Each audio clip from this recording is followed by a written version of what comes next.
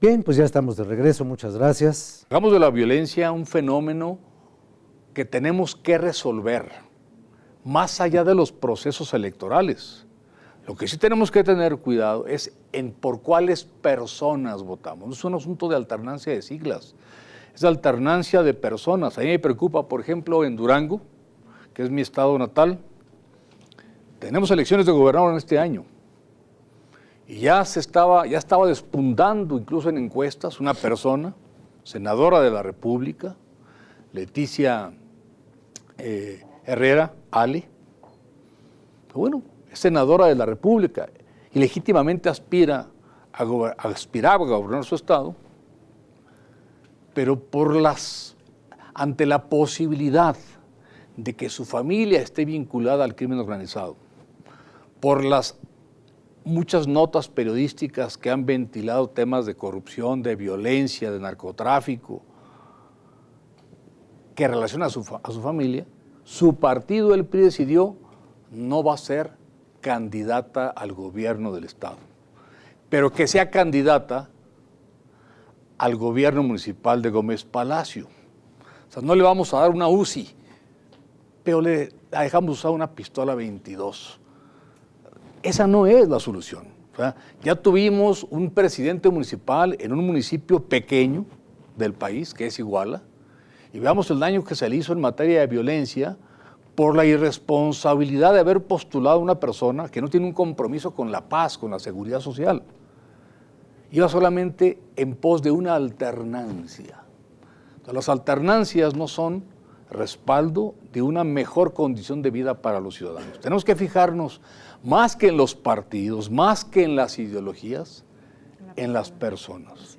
Entonces creo que eso es fundamental, porque en materia de violencia hay violentos, tenemos a muchos violentos que han llegado a ocupar cargos públicos porque tenían dinero, porque estaban bien posicionados o porque lo respaldaban unas siglas que tenían con qué elevar su posibilidad de éxito. Entonces creo que es importante destacar, pensar en las personas. Por alusiones. Por alusión a su ¿cómo se llama?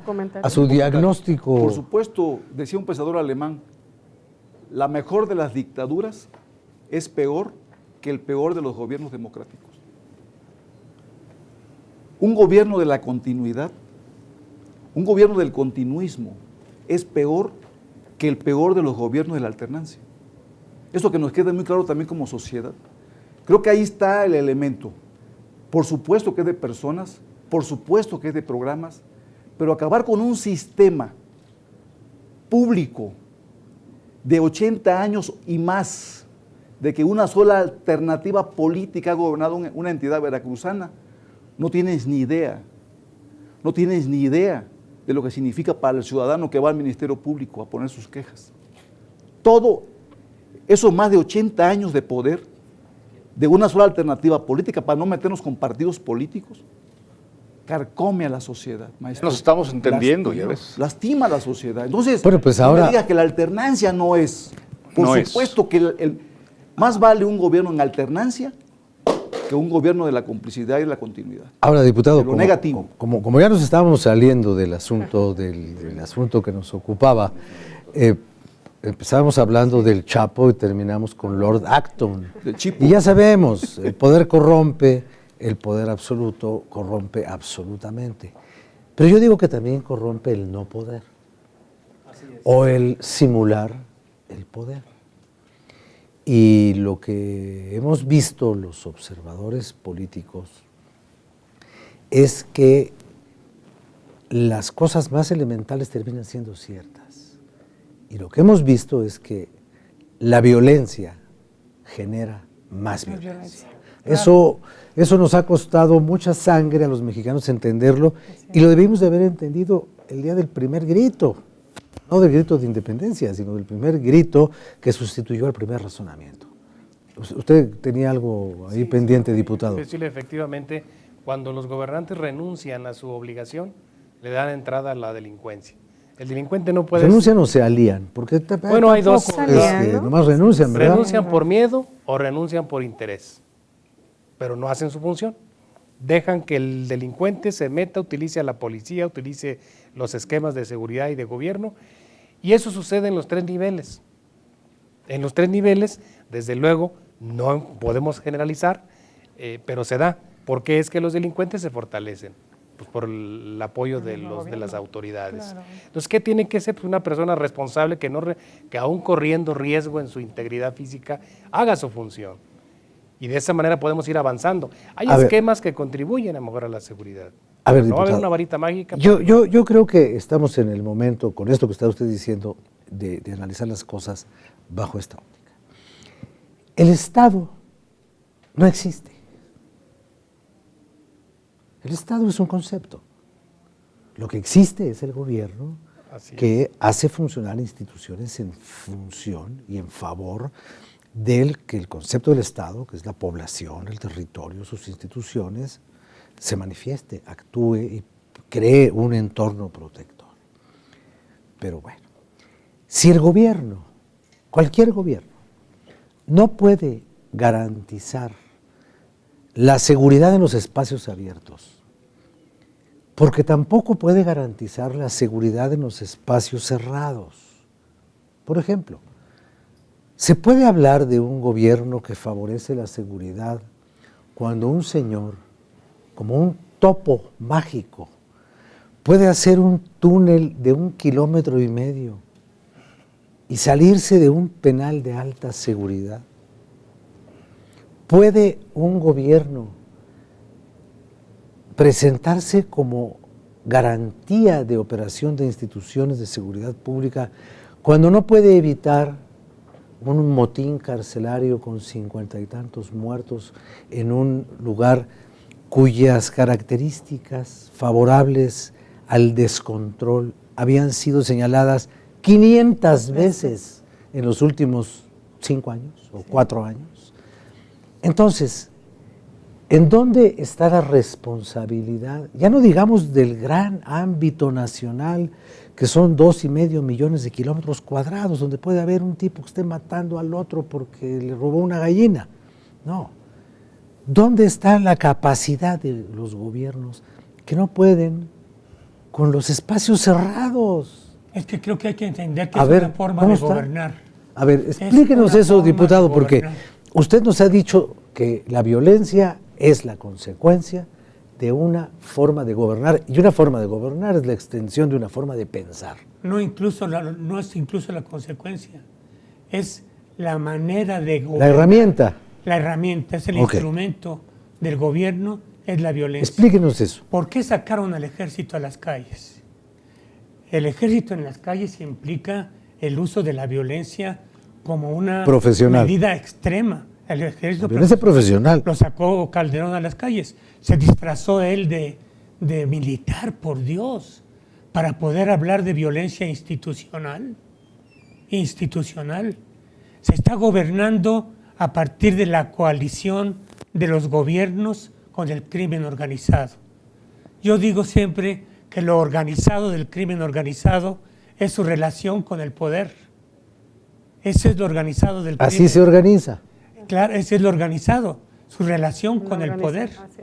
Y esa relación con el poder, a propósito de lo que tú decías hace un momento, niega la existencia de un Estado de derecho, no del Estado. El Estado nacional existe porque existe territorio y lengua, historia e instituciones jurídicas que supuestamente lo respaldan. Pero no hay un Estado de derecho porque no se respeta la ley. Y el primero que la viola, la ley en México, todos los mexicanos lo sabemos, es el Estado. Los gobiernos son los primeros en violar la ley. Por eso no hay un Estado de Derecho. Y por eso también todos los días los políticos de nuestro país hablan del Estado de Derecho como quien está reclamando la presencia divina en nuestra vida. No hay Estado de Derecho porque el Estado está asociado al crimen y el crimen al Estado. Y se ha conservado esto. A ver, ¿por qué si tenemos 9 años con el ejército en las calles, podemos deducir acaso el crimen que está en su plenitud, el ejército no ha podido con él? ¿No tenemos fuerza para enfrentarlo? Eso es absurdo. Eso es absurdo. No ha podido con él porque es una forma de estar con él, de andar con el crimen. Y es una manera de mantener la violencia como una manera de gobernar. A ver, diputado. Regresaríamos al inicio de la conversación. Sin duda todos han aportado un punto de vista que es multifactorial y multidimensional lo que estamos viviendo, sin duda. Que tiene que ver con hombres y tiene que ver con instituciones. Y que tiene que ver con fortalecer las instituciones. ¿Y qué vamos a hacer los legisladores para fortalecer esas instituciones, más allá de temas electorales, de temas de alternancia? ¿Qué vamos a hacer nosotros? Porque quienes nos están escuchando van a decir, y los legisladores está bien, estamos diagnosticando, ya hasta sobrediagnosticando en algunos temas, a partir del anecdotario personal e incluso de lo que conocemos y es público, a partir de una historia en particular, de una entidad o de todas. Pero ¿qué vamos a hacer los legisladores? Porque representamos a los mexicanos para fortalecer esas instituciones y entender que el fenómeno que es multidimensional requiere la voluntad de nosotros también porque formamos parte. No somos ajenos al gobierno, somos parte también de lo que significa el Estado y también formamos parte de esta sociedad. ¿Cuál es la parte que nos toca? Y es ahí donde el legislador debe intervenir para desentrañar este fenómeno. Todos coincidimos al inicio de la conversación que la violencia es un tema transversal, que obedece a muchos patrones, a un fenómeno mucho más amplio en la sociedad, lo entendemos. Pero hoy está impactando en el desarrollo armónico y pacífico de la sociedad. ¿Qué debemos hacer los legisladores? Apostar a que en el acuerdo, que no tiene que ver con partidos políticos, en el acuerdo de los mexicanos, apuntemos a mejores instituciones y sí, también a fortalecer mejor el desempeño del individuo. Eso es lo que tenemos que hacer como mexicanos y en la parte como legislador, pues las herramientas jurídicas para ese efecto. Porque la gente se podría pensar, ¿y qué hace un diputado? Pues legislamos y también contribuimos en nuestra comunidad para este desarrollo. Esto es cierto. Ahora que hablamos de este deterioro de la percepción de las cosas y el deterioro de la conducta humana por la presencia constante de la violencia, recordé un episodio que platica Gabriel García Márquez en su libro autobiográfico, que por cierto nunca lo terminó, de cómo era grave la violencia en tanto lenguaje cotidiano en la Colombia de su juventud, ni siquiera en la Colombia de Pablo Escobar, antes del Bogotazo.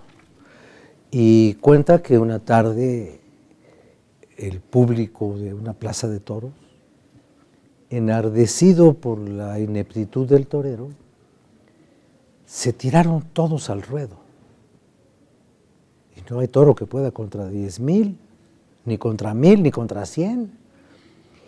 Y de pronto aparecieron cuchillos, y navajas, y palos.